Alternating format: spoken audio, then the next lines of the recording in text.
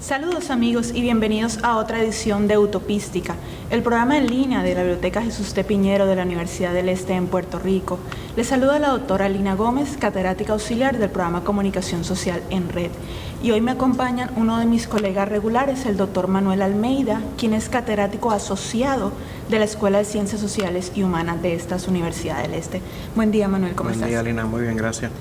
Y hoy tenemos en nuestro programa a la doctora Bárbara Abadía Resach, quien es antropóloga, comunicadora social y profesora de la Escuela de Comunicación de la Universidad de Puerto Rico, recinto de Río Piedras. Buen día, Bárbara, y bienvenida a Utopística y a la UNE. Gracias, buen día, Manuel, buen día, Lina. Muchas gracias por la invitación a compartir con ustedes aquí en Utopística. Bien, y hoy en nuestro programa estaremos discutiendo y dialogando sobre las dos últimas investigaciones de la doctora Abadía Resach que tratan sobre la musicalización de la raza en Puerto Rico. Estas dos investigaciones, una es producto de su tesis de maestría y la otra producto de su disertación doctoral. Vamos a iniciar la discusión con el producto de la tesis de maestría que se publicó, el libro que lo tenemos aquí, y se titula Musicalizando la raza, la racialización en Puerto Rico, de Ediciones Puerto del 2012. Aquí en este libro tú partes de distintos textos de canciones, los analizas desde el lente de las teorías de la raza y a la vez lo combinas con entrevistas a cantautores puertorriqueños. Sí. Cuéntanos qué te inspiró el trabajar este tema de investigación y exactamente cuál fue el propósito objetivo de esta investigación.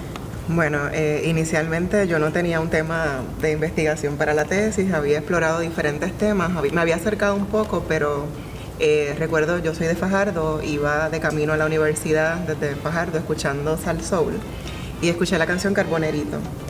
Yo la había escuchado muchísimas veces porque es un clásico, ¿verdad?, del Gran Combo de Puerto Rico, pero quizás el camino tan automático de Fajardo hasta Río Piedras, le presté atención a la canción que habla pues sobre esta familia de sujetos afropuertorriqueños que tienen varios hijos, habla del carbón para el fogón, etcétera, y entonces fue identificando elementos que se adjudican, ¿no?, a las personas negras en Puerto Rico.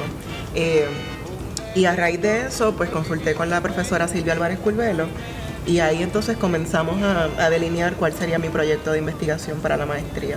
Así que fue como por casualidad, y me di cuenta de que había muchas canciones que trabajan el tema negro en Puerto Rico desde diversas perspectivas, sobre todo esa construcción de lo que es el sujeto negro puertorriqueño masculino y femenino.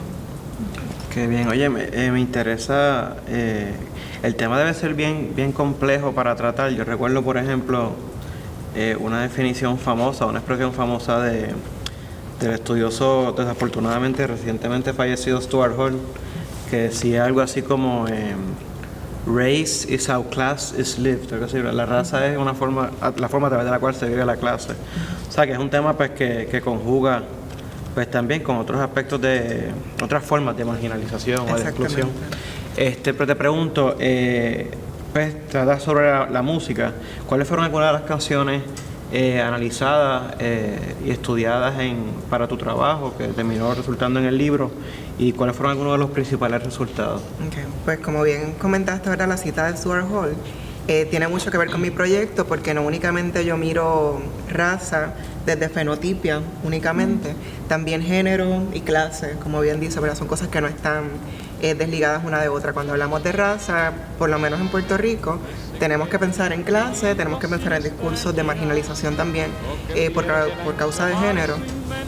Algunas de las canciones que empecé como desde Piel Canela, El Negro Bembón, Carbonerito, Si Dios Fuera Negro, Loíza de Teo Calderón y varias otras canciones de más o menos un repertorio de música popular puertorriqueña. Qué bien, qué bien. ¿Y qué contraste en estos análisis de estas canciones? Pues a través del estudio de estos textos musicales, ¿verdad? Yo estudiaba la lírica, yo no estudio música como tal.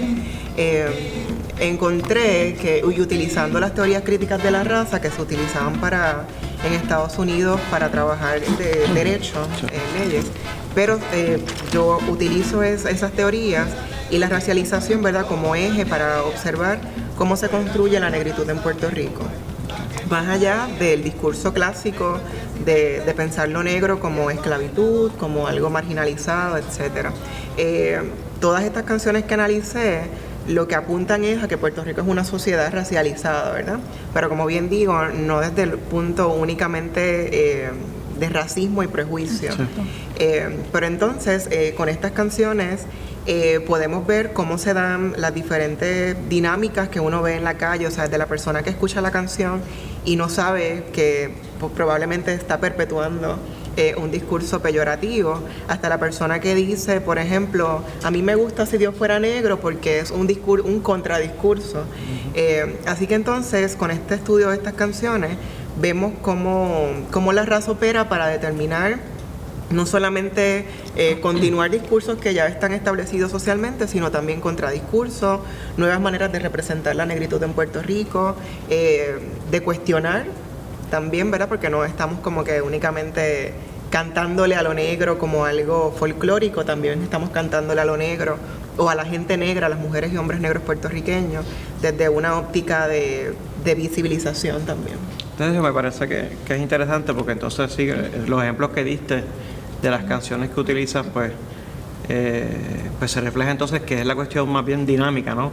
Porque es la racialización desde una perspectiva de, pues por ejemplo, digamos, estereotipos que se perpetúan, pero a la misma vez resistencias que se plantean. Exactamente. Visibilizaciones y tal. Muy bien, Lina.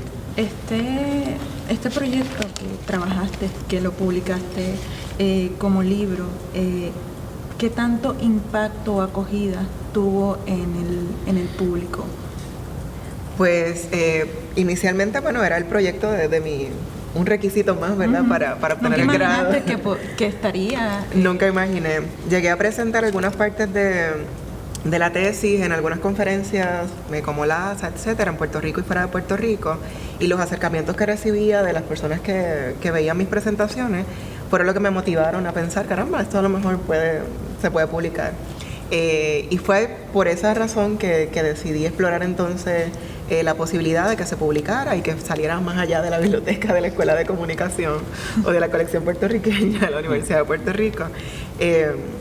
Y la acogida pues fue buena porque pues todavía hay personas que me llaman para preguntarme cómo pueden adquirir el libro. O sea, salió en el 2012, ya vamos 3 años y todavía hay muchas personas interesadas. Tengo compañeros fuera de Puerto Rico que pues lo asignan también en algunos cursos que ofrecen, porque yo creo que a la gente le gusta mucho el tema de la música, ¿no? Y entonces ver la música como un instrumento para pensar otras cosas es útil, ¿no? Y por eso ha tenido una buena acogida. ¿Y te gustaría tal vez ampliarlo a analizar otras canciones, tal vez?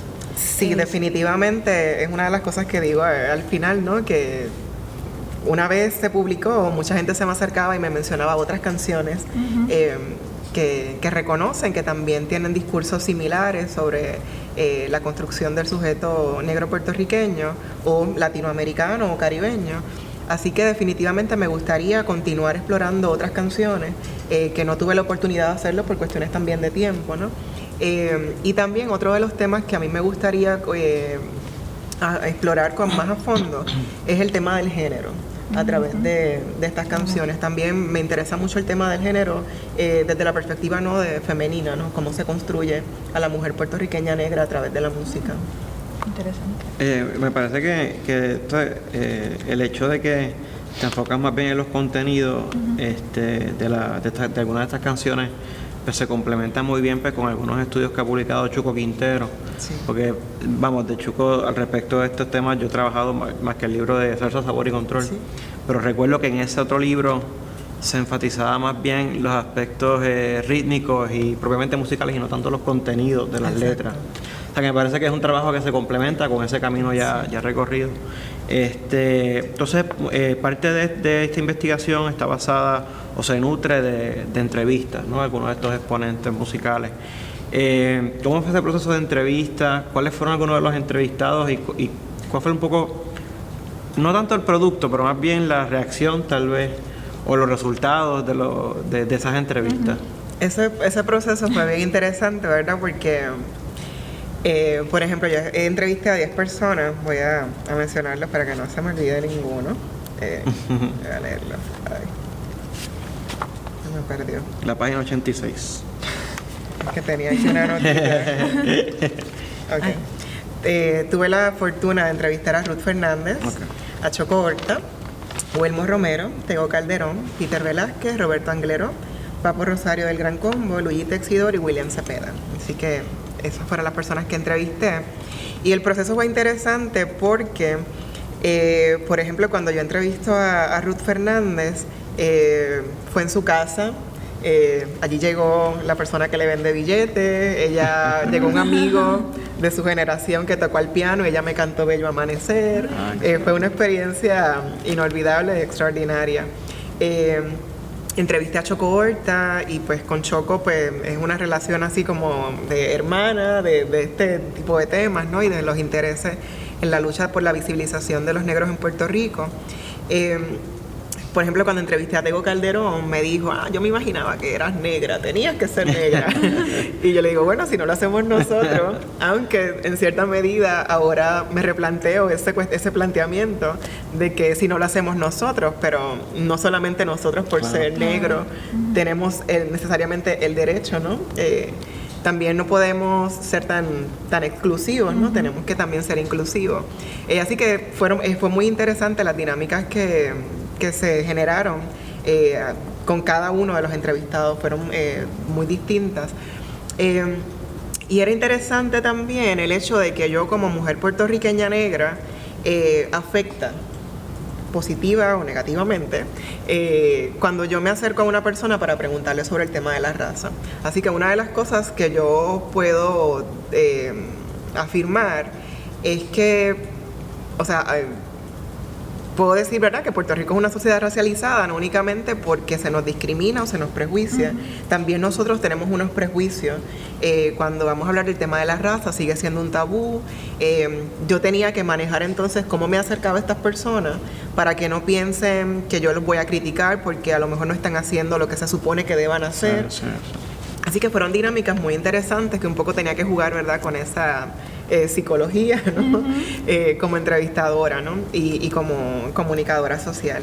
Así que las entrevistas pues confirman, ¿no?, la importancia que hay sobre el tema de la raza en Puerto Rico, todo lo que falta por hacer, lo que hace falta que digamos, que no se dice, de manera que los hallazgos más bien fueron... No todo está en el libro, obviamente, pero hay muchas cosas que yo he seguido reflexionando porque me han ayudado para mi proyecto que completé recientemente para el doctorado también.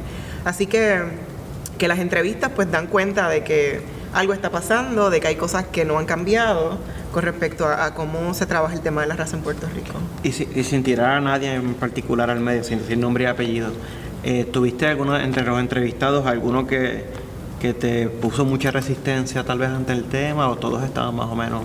La mayoría, bueno, yo comencé, las entrevistas eran tipo a profundidad, ¿no? Así que yo comenzaba preguntándoles quién es usted, poco a poco, hasta llegar entonces a cómo inicia en la música, por qué compone, qué tipo de canciones compone. O sea que yo no empezaba de entrada a preguntarle sobre el tema racial en Puerto Rico, ni si se había sentido como víctima de racismo en Puerto Rico, etcétera.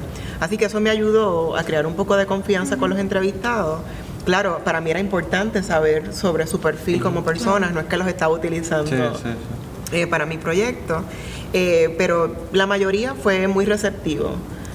También porque un poco yo les explicaba cuál era el tipo de proyecto que yo estaba llevando a cabo y la mayoría pues fue receptivo y de hecho he mantenido comunicación con algunas personas después de la investigación y han quedado muy satisfechos y me han agradecido por la investigación que realicé.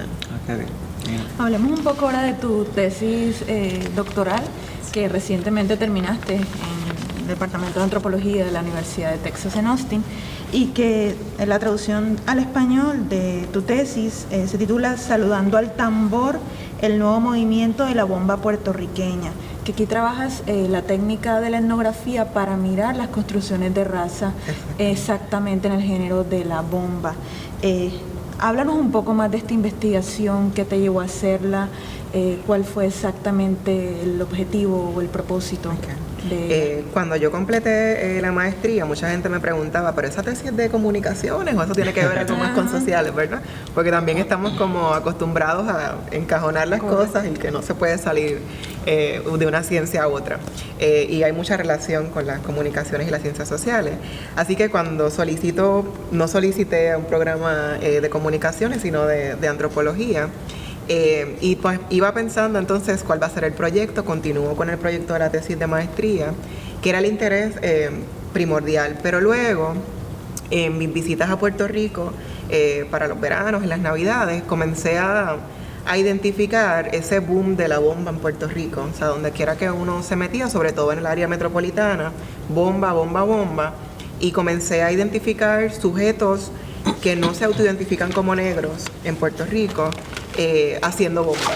Y entonces para mí eso ya representaba un nuevo discurso de lo que es bomba, porque normalmente pensamos en la bomba, sí es un ritmo afro-puertorriqueño, de raigambe africana, pero no, y pensamos en Loíza, pensamos en ciertas comunidades de Ponce o ciertas partes de Guayama, por ejemplo, y el imaginario es como bomba, negritud. Gente negra tocando un tambor, gente bailando. Y el yo identificar personas que no eran evidentemente negras, me hizo pensar como, ¿qué está pasando? ¿Por qué estas personas están haciendo bomba? ¿De qué manera la bomba ya no es algo tan negro? ¿O es otro tipo de discurso el que se está desarrollando? Así que pues empecé a observar, a hacer observación en diferentes bombazos y lugares donde se hace bomba en Puerto Rico. Empecé a identificar grupos de bomba y empecé a contactar maestros y maestras de bomba. Y fue interesante porque muchas de las personas que inicialmente yo contacté no eran evidentemente negros y de entrada me decían, yo hago bomba aunque yo no soy negro o no soy negra. Así que eso para mí pues era interesante y por eso pues que decido hacer esa investigación sobre mi investigación es sobre racialización en Puerto Rico y yo utilizo la bomba como una herramienta, ¿verdad? Como un instrumento para identificar los diferentes discursos que hay sobre la raza en Puerto Rico.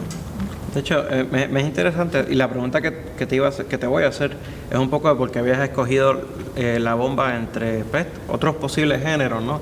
Y sabemos que por lo menos de un tiempo a esta parte en Puerto Rico y en los Estados Unidos hay algunos estudiosos o estudiosas, me vienen a la mente en particular, pues que se han dedicado tal vez a fijarse más en el hip hop o en el reggaetón o tal más cual.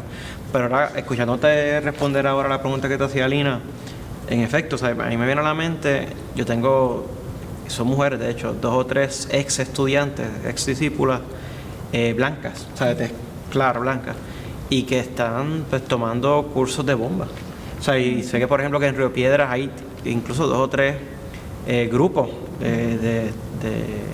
que toman cursos de bomba, entonces y aprovechan cualquier oportunidad. En el viejo San Juan, por ejemplo, porque lo he visto, lo he presenciado, y de rápido se forma un círculo y se ponen la falda y empiezan a bailar, ¿no? Y en efecto, es algo que un poco se ha proliferado al punto de que aunque uno piensa en la bomba como una cuestión afro, realmente pues se ha popularizado, ha ido mucho más allá. Pero bueno, nada, igual te hago la pregunta, ¿no? Pues ¿por qué escogiste la bomba en particular y pues tal vez no otro tipo de música? Precisamente porque es muy poco lo que se ha hablado sobre la bomba o lo que se ha publicado sobre la bomba. Sí se ha publicado sobre pues que este género es una herencia de los africanos esclavizados o cimarrones que estuvieron en Puerto Rico, que llegaron a Puerto Rico. Pero también me interesaba mirar Por lo menos en mi disertación doctoral, yo divido la bomba en 4 pisos, ¿verdad? Como el país de 4 pisos, que sí, pues puede haber un sótano y una azotea, pero bueno, yo empiezo pensando cuando llegan estos sujetos esclavizados, algunos que fueron cimarrones, muchos de ellos fueron cimarrones, así que es cuando llega la bomba a Puerto Rico.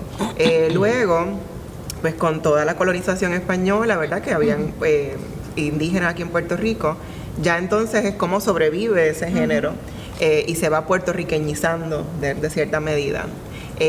Pienso también cuando la bomba era prohibida en algunas plazas, en San Juan, en Guayama, que no se permitía que se hiciera bomba.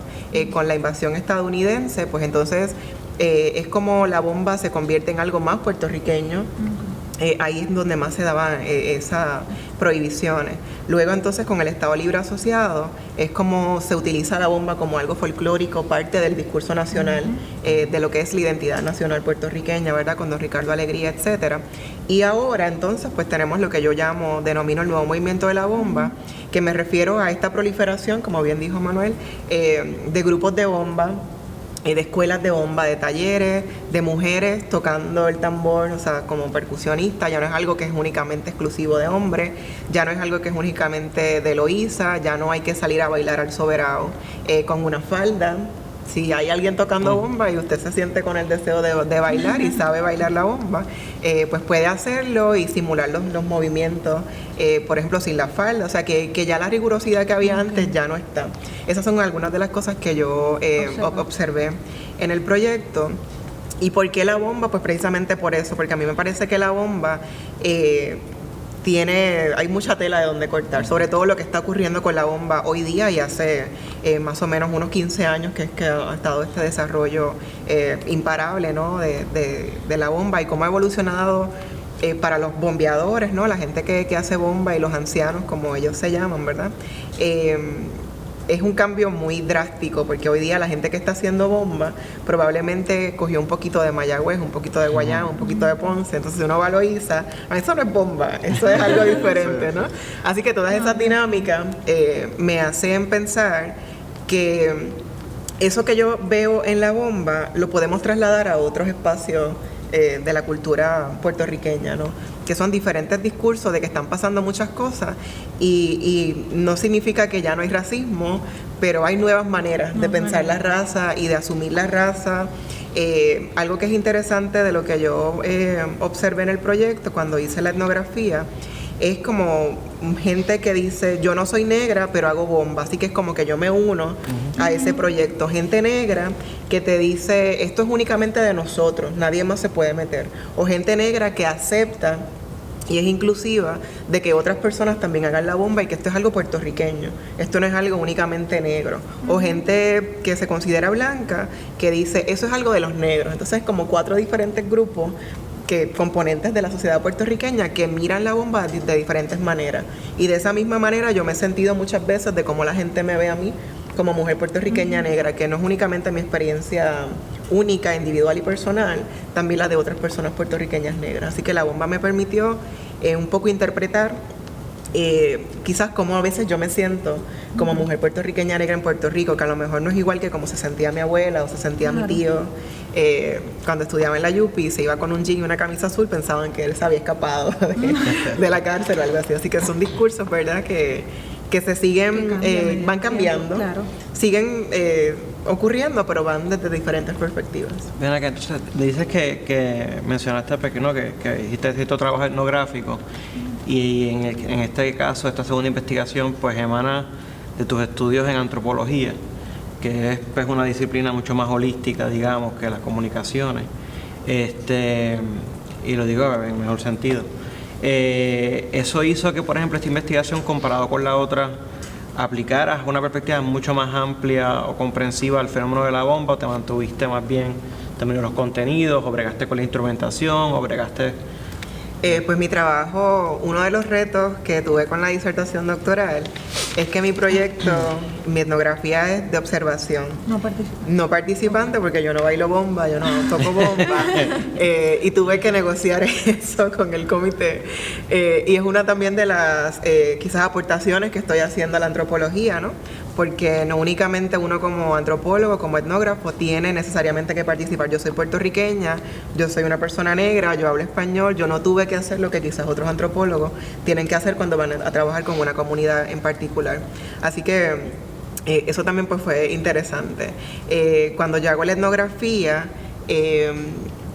yo decido observar las dinámicas que se estaban dando en ese espacio, qué gente viene a escuchar la bomba o a tocarla, quiénes son los que están tocando la bomba, quiénes están cantando, qué tipo de canciones están cantando. La mayoría pues son canciones que hemos escuchado toda la vida, ¿no? Las mismas canciones con vocablo africano, de modo que yo estaba observando más que pensar en qué dice la canción o cuáles son los diferentes ritmos de bomba que se están tocando.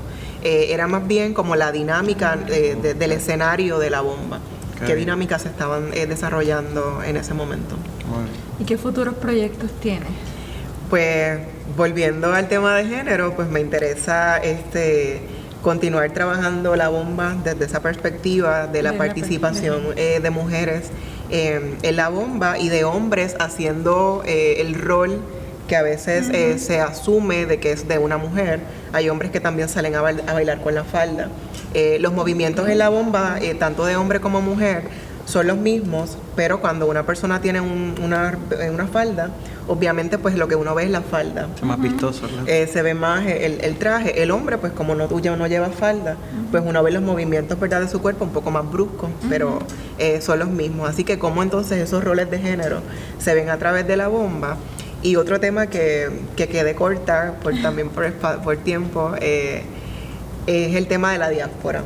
Hay muchos grupos de bomba en Nueva York, en California, en Chicago, y me gustaría tener la oportunidad de hacer entonces etnografía fuera de Puerto Rico con estas personas, que también es interesante que muchos se han unido a otros afrocaribeños para sus productos, que es lo que están produciendo en la diáspora puertorriqueña fuera de Puerto Rico. Así que esos son otros dos proyectos que... Y publicar el libro. Y publicar la disertación. Así que vas a tratar de decir ese es el interés, sí, de publicar Saludando al Tambor y continuar explorando estos temas.